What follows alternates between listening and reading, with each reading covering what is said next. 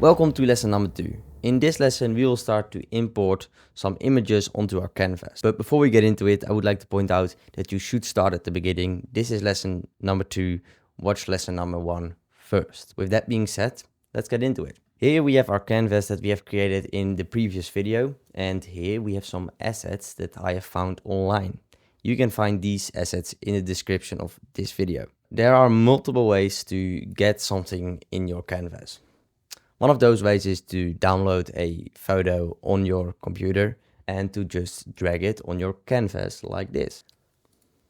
If you go to File and go to Place Linked and click on the arrow, which is the same one that I have here, the exact same thing will happen. So dragging it over and going through the file menu does the exact same thing. This was the first way. Another way to get something on your canvas is by just copying it from the internet. So here I have a picture online, the link is below.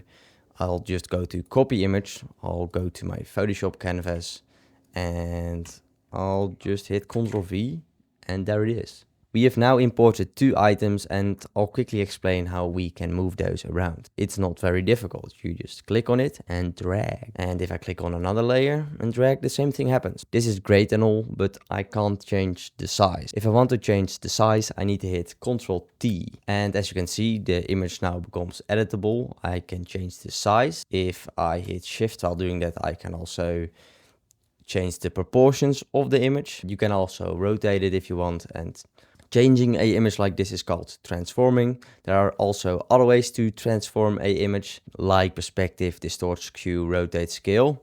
And we'll get into those in a later video. In Photoshop, we work in layers that are stacked on top of each other.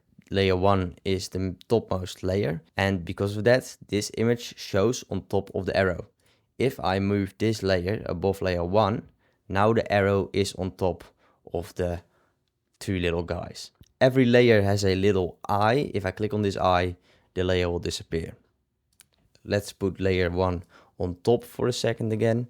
If I want to make something see-through, I can change the opacity here. If I change it to 50%, it will be, 50% transparent. This was everything I wanted to explain in this video. In the next video, we'll get into masking. I'll see you there.